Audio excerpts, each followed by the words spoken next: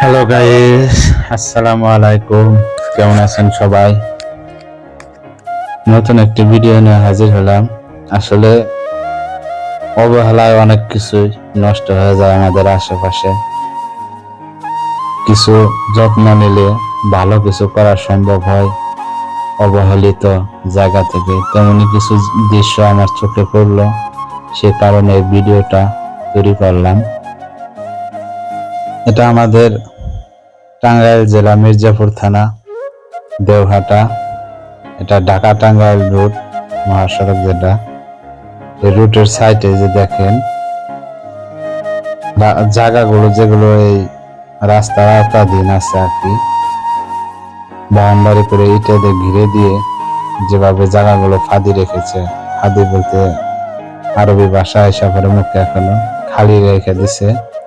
অতি অতিথি বলা চলে আর কি। মাঝখানে যে জায়গাগুলো মাটি ভরাট করে রাখছে, এই জায়গাগুলোকে কে যেন সবুজের একটা রূপ দিয়েছে। সবজি, এখানে পাট শাক লাগাইছে, লাল শাক লাগিয়েছে, ভেন্ডি লাগিয়েছে, ডাঁটা লাগিয়েছে, পুঁই শাক লাগিয়েছে। এটা দেখে মনটা কেমন জানে আনন্দিত হলো। এই যে দেখেন লাল শাক গুলো অনেক সুন্দর দেখা যায়। এই দৃশ্যটা দেখে ভালো লাগলো যে প্রতি কিছু থেকেও ভালো কিছু করা সম্ভব।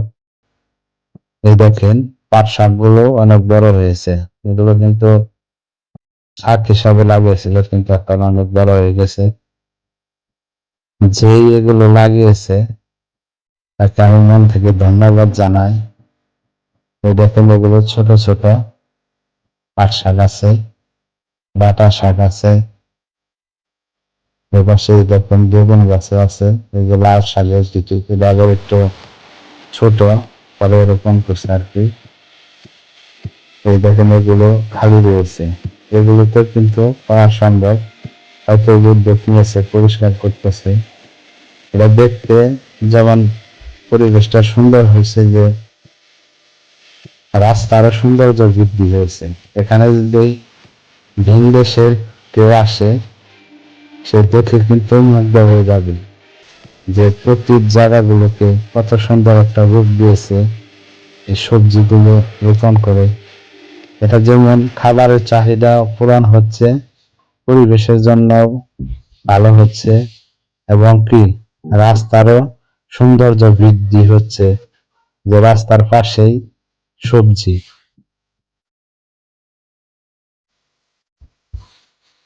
চেষ্টা করলে মানুষ সবই পারে। যে এই কাজটি করেছে সে আসলে রাস্তার সৌন্দর্য বাড়িয়ে দিয়েছে, এবং কি পরিবেশের জন্য অনেক ভালো হয়েছে।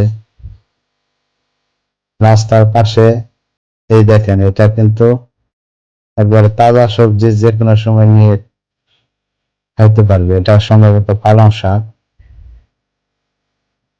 আর এই যে দেখেন এগুলো আগাছা হয়ে রয়েছে, আগাছার মাঝে কিন্তু এটা কোনো সৌন্দর্য নেই।